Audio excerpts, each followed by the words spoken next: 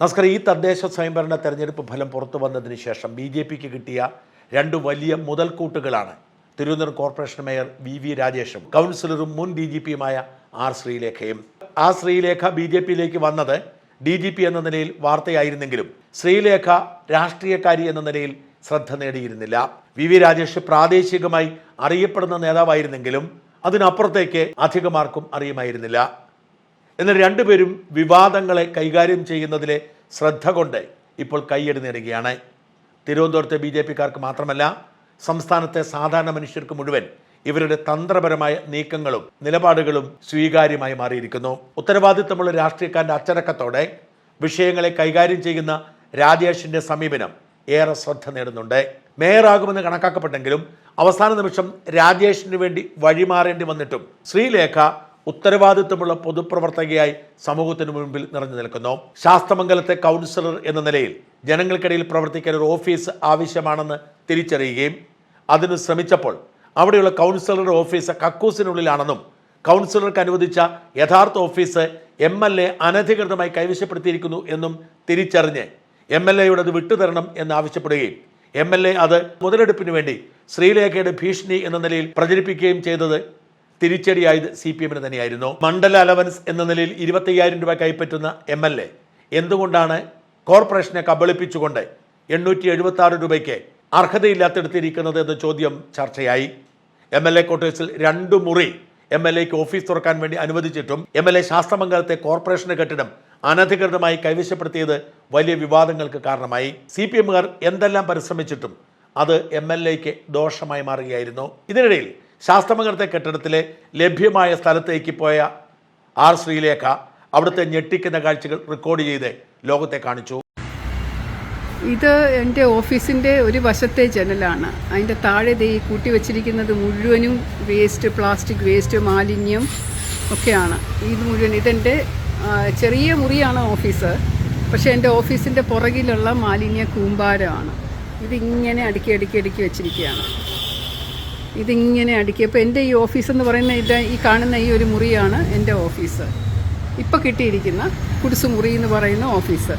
അതിൻ്റെ പുറകിലങ്ങ് അറ്റം വരെ മാലിന്യം കെട്ടായിട്ട് വെച്ചിട്ടുണ്ട്. ആളുകൾ കൊണ്ട് ഉപേക്ഷിച്ചിട്ട് പോവുകയാണ്. അപ്പോൾ അതിൻ്റെ കാരണം എന്ന് പറയുന്നത് ഇവിടെ 2 വേസ്റ്റ് ഡിസ്പോസൽ കേന്ദ്രങ്ങളുണ്ട്. വേസ്റ്റ് ഡിസ്പോസൽ ഹബ്ബെന്ന് പറഞ്ഞ് ലയൺസ് ക്ലബ് എന്തോ സ്പോൺസർ ചെയ്ത് കൊണ്ടുവച്ചിരിക്കുന്ന സാധനമാണ്. മദ്യക്കുപ്പികൾ വരെയാണ് എൻ്റെ മുറിയിൽ നിന്ന് നോക്കിയാൽ കാണുന്നത്. തിരുവനന്തപുരം കോർപ്പറേഷൻ നിയന്ത്രണത്തിലുള്ള ഒരു കൗൺസിലറുടെ ഓഫീസ് പരിസരത്തിന്റെ ഞെട്ടിക്കുന്ന വിവരങ്ങളാണ് നാട്ടുകാർ പേടിയോടെ കേട്ടത്. എന്തായാലും ശ്രീലേഖയുടെ ആ സർജിക്കൽ സ്ട്രൈക്ക് ഏറ്റു. ഉടൻ തന്നെ എല്ലാം ശരിയാക്കി ശുചീകരിച്ച് സൗകര്യങ്ങൾ ഒരുക്കി കൊടുത്തുകൊണ്ട് കോർപ്പറേഷൻ രംഗത്ത് വന്നു. ശ്രീലേഖ ഇതേക്കുറിച്ച് ഇങ്ങനൊരു വീഡിയോ ചെയ്തു.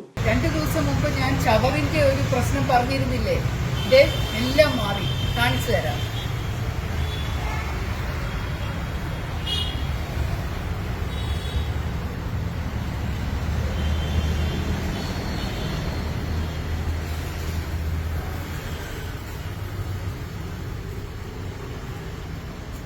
കുറച്ച് മാത്രം ഇവിടെ കെട്ടിപ്പെറുക്കി വെച്ചിട്ടുണ്ട്. അത് ഇന്നലെ വൈകിട്ട് ആളുകൾ കൊണ്ടിട്ടതാണ്.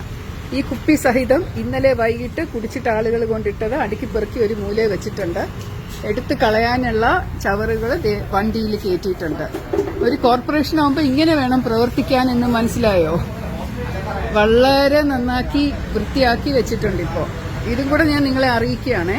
ഇതിനിടെ വളഞ്ഞ വഴിയിലൂടെ സഞ്ചരിക്കാൻ CPM പല നീക്കങ്ങളും നടത്തി.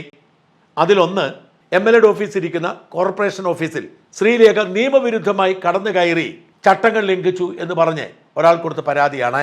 ശ്രീലേഖയ്ക്ക് ഓഫീസ് വേണമെങ്കിൽ അത് കോർപ്പറേഷനിലേക്ക് അപേക്ഷ കൊടുക്കണമായിരുന്നെന്നും കോർപ്പറേഷൻ കൗൺസിൽ കൂടി തീരുമാനിച്ച് അനുമതി കിട്ടിയാൽ മാത്രമേ അവിടെ കയറാമായിരുന്നുള്ളൂ എന്നും അതിനു മുമ്പ് തന്നെ അവിടെ കടന്നു കയറിയത് അതിക്രമിച്ച് കടന്നതിന് തുല്യമാണെന്നും അതുകൊണ്ട് ശ്രീലേഖയ്ക്കെതിരെ നടപടിയെടുക്കണം എന്നും ആവശ്യപ്പെട്ടാണ് പരാതി മുഖ്യമന്ത്രിക്ക് പോയത്. മുഖ്യമന്ത്രി ഉടനടി ആ പരാതി DGPക്ക് കൈമാറി. പ്രഥമ ദൃഷ്ടിയ വായിച്ച് ചവറ്റുകുട്ടയിൽ ഇടേണ്ട ഈ പരാതി മുഖ്യമന്ത്രി DGPക്ക് കൊടുത്തത് വളഞ്ഞ വഴിയിലൂടെ കള്ളക്കേസിൽ കുടുക്കി ശ്രീലേഖയെ അപമാനിക്കാൻ തന്നെയാണ്. മുഖ്യമന്ത്രിയുടെ ഓഫീസ് ഫോർവേഡ് ചെയ്തൊരു കേസ് എടുക്കാതിരിക്കാനുള്ള ശേഷി നമ്മുടെ DGPക്ക് ഇല്ലെന്ന് ഓർക്കണം. എന്ന് വെച്ചാൽ കൗൺസിലറായ ശ്രീലേഖ അനധികൃതമായി കോർപ്പറേഷൻ ഓഫീസിൽ കയറി എന്ന് പറഞ്ഞ കള്ളക്കേസിൽ പ്രതിയാകുന്ന സാഹചര്യം ഉണ്ടായിരിക്കുന്നെന്നർത്ഥം. CPM പക വീട്ടാൻ വേണ്ടി ഏതറ്റം വരെ പോകും എന്നതിൻ്റെ തെളിവായി മാറുകയാണ് ഇത്. വാസ്തവത്തിൽ അതും ശ്രീലേഖയ്ക്കും BJPക്കും ഗുണകരമായി മാറും. തൻ്റെ ഓഫീസിൽ പോയി ഒരു കൗൺസിലർ ജനങ്ങൾക്കിടയിൽ പ്രവർത്തിക്കാൻ ശ്രമിച്ചപ്പോൾ അതിന് പേരിൽ കള്ളക്കേസിൽ കുടുങ്ങേണ്ടി വരുന്ന സാഹചര്യം BJPക്ക് അനുകൂലമായ പൊതുജനാഭിപ്രായത്തിന് കാരണമാകും. കോൺഗ്രസ്സുകാർ പറയുന്നത് BJPക്ക് അനുകൂലമായ ഒരു അന്തരീക്ഷം രൂപീകരിച്ച് തിരുവനന്തപുരം ജില്ലയിലെ ഭൂരിപക്ഷം സീറ്റുകൾ BJPക്ക് കൊടുക്കാൻ CPM നടത്തുന്ന ഗൂഢാലോചനയാണ് ഇതൊക്കെയെന്നാണ്.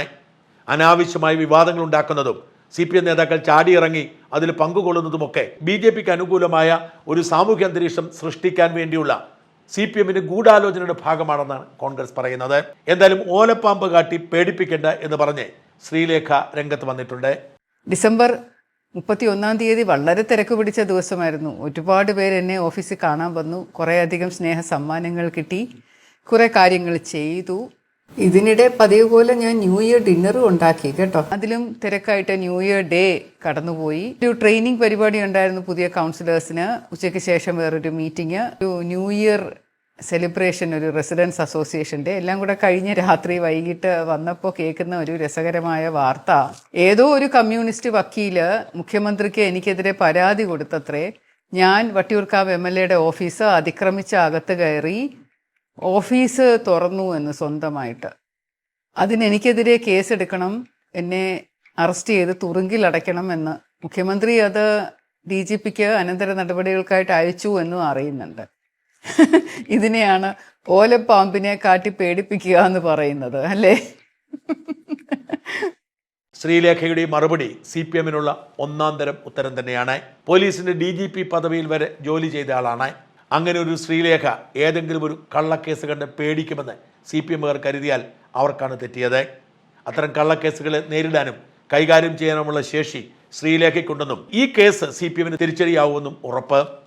CPM എന്തുകൊണ്ടാണ് ഇങ്ങനെ ചോദിച്ചു പണി വാങ്ങുന്നത് എന്ന് മാത്രമേ പിടികിട്ടാത്തതുള്ളൂ.